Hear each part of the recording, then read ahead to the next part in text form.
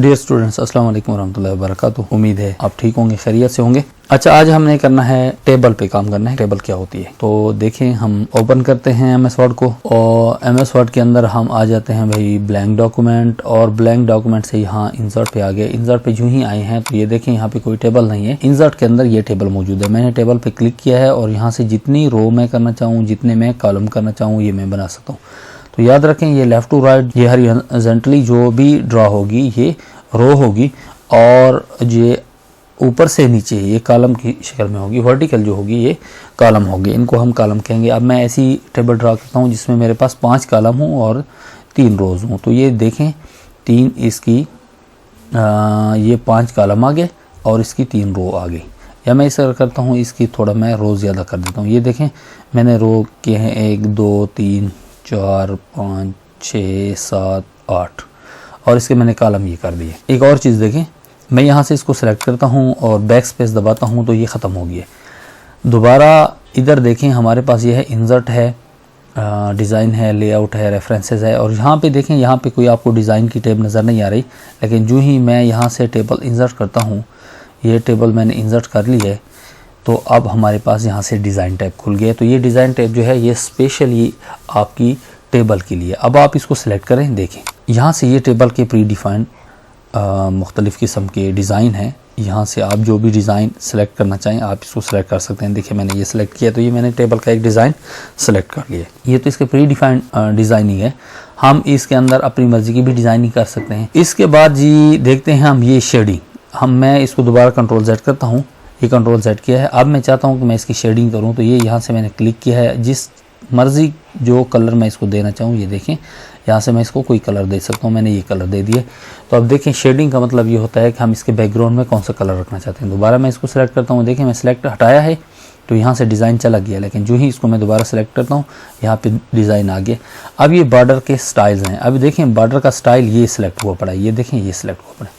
अब मैं बॉर्डर का स्टाइल चेंज करता हूँ। मैं बॉर्डर का स्टाइल जो है ये डबल लाइन करता हूँ और कलर भी इसका ये चेंज करता हूँ, ये देखें, और इसको मैं कर देता हूँ ये यहाँ पे आकर, उसको मैंने सेलेक्ट किया और यहाँ से आकर मैं इसको ऑल बॉर्डर कर देता हूँ। तो ये देखें, ये ऑल बॉर्डर्स हो गया। सब बॉर्डर्स जो मेरे हैं वो 2-2 लाइनें हो गई हैं और मेरी टेबल बन गई है। अब मैं चाहता हूँ कि मैं एक इसके सेल को सेलेक्ट करूँ, तो ये देखें जहाँ पे मैं कर्सर को लाया हूँ, मैंने सेलेक्ट किया है तो ये एक सेल इसका सेलेक्ट हो गया। और अगर मैं चाहूँ कि मैं इसके 2-3 सेल सेलेक्ट करता हूँ इकट्ठे, तो मैंने ऐसे पकड़ा है, ये ले गया हूँ, ये मैंने 2-3 सेलेक्ट कर ली। मैं चाहता हूँ कि मैं इसका कोई एक जो इसका कॉलम है वो मैं डिलीट करना चाहता हूँ। ये देखें, मैंने सब के सब को सिलेक्ट किया है, बैक स्पेस में मारा है तो ये डिलीट हो गया है। मैं कंट्रोल Z करता हूँ और मैं चाहता हूँ कि मैं इसकी एक टेब को सिलेक्ट करता हूँ, ये एक इसकी रो को सिलेक्ट करता हूँ और इसको ख़त्म करता हूँ। तो ये कि बैक स्पेस मैंने मारा है सिलेक्शन के बाद और यहाँ से मैंने डिलीट किया, तो इसकी पूरी की पूरी टेब जो है चली गई। अब मैं चाहता हूँ कि मैं इसके साथ आगे इसको बढ़ाऊँ, इसको मज़ीद मैं इसके अंदर और सेल्स बढ़ाऊँ और रो और कॉलम बढ़ाऊँ। तो मैं यहाँ पे रख कर इसको टेब दबाता हूँ, ये यहाँ से यहाँ आ गया है, इसके बाद दबाया है तो ये यहाँ आ गया है। अब देखें यहाँ आ गया। अब तीसरा दबाता हूँ तो क्या होगा, आगे ये एक रो का इजाफा कर देगा, ये देखें। इसी तरह फिर आगे और रोज़ का इजाफा होता जाएगा। ये रोज़ बढ़ाने का ये तरीका है, आप इसको रो बढ़ा सकते हैं।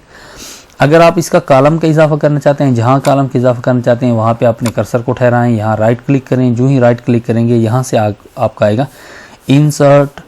अब वो पूछ रहा है यहाँ पे आपने क्या करना है, कॉलम लेफ़्ट डालना है, कॉलम राइट डालना है, यहाँ पे रो डालनी है, यहाँ पे क्या करना है।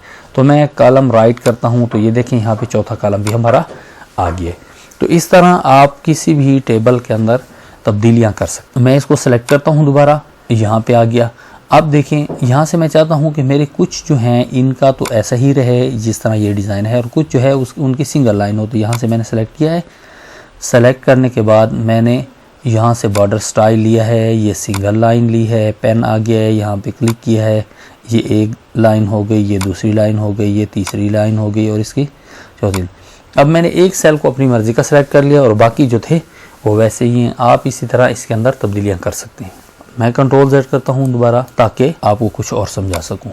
यहाँ से ये आपका पेन कलर है, जैसे आप पहले आपके पास कोई और कलर था, अब मैं कलर को ऐसा करता हूँ, ये कलर ले आता हूँ, ये कलर मैंने लाया हूँ। अब देखें ये कलर और आ गया। तो यहाँ से आप अपनी मर्ज़ी की डिज़ाइनिंग कर सकते हैं।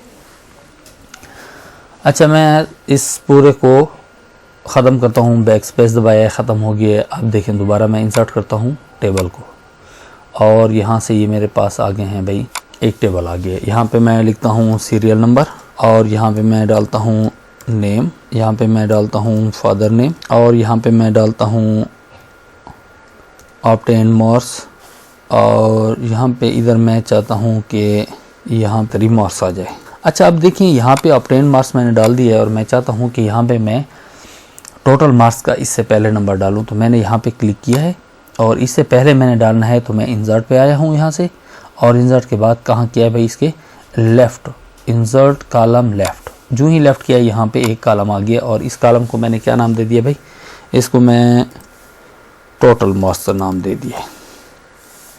इसको मैं थोड़ा पकड़ कर इधर ले आता हूँ ताकि हमारी लाइनिंग ठीक है। अब देखें यहाँ पे ऑब्टेन मार्क्स जो हैं, यहाँ पे कुछ मैंने तब्दीली करनी है। कौन सी तब्दीली करनी है भाई, मैं इसमें इसी सेल को स्प्लिट करता हूँ मज़ीद सेल में, कि उसमें हमारी थ्योरी के नंबर जो हैं वो कितने हैं, और हमारे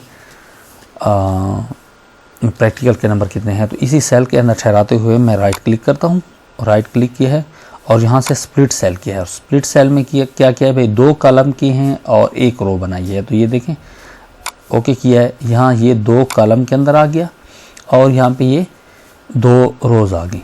कंट्रोल Z करता हूँ दोबारा, मैं पूरे के पूरे को सिलेक्ट करता हूँ ताकि पूरे का पूरा जो है इसके अंदर थ्योरी और इसकी यहाँ पे इस तरह करते हैं, यहाँ पे मैं एक और कॉलम यहाँ इंसर्ट करता हूँ।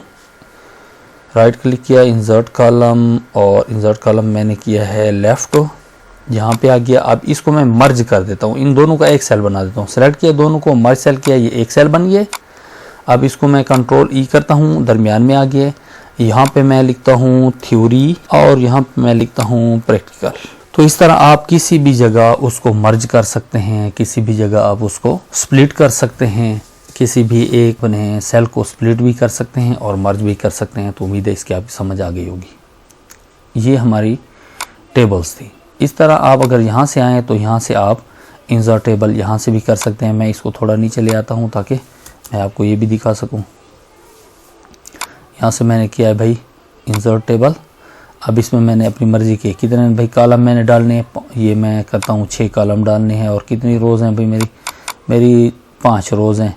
अब मैंने ओके किया है, ये देखें ये 6 कॉलम आ गए और 5 रोज़, 1 2 3 4 5 और 6, ये 6 मेरे क्या आ गया भाई, ये कॉलम आ गए हैं। और रोज़ क्या है भाई, ये 1 ये 2 ये 3 ये 4 और ये 5। तो आप अपनी मर्ज़ी की रोज़ और कॉलम इस तरह डाल सकते हैं। उम्मीद है आपको समझ आ गई होगी। कोई अगर सवाल हो आपका तो उसका जिक्र आप कमेंट बॉक्स में कर सकते हैं और आप कमेंट में बता सकते हैं। कोई मसला हो तो उसके मुतालिक भी रहनुमाई ले सकते हैं। दुआओं में याद रखिए, मिलते हैं नेक्स्ट सेशन में। अल्लाह हाफ़िज़।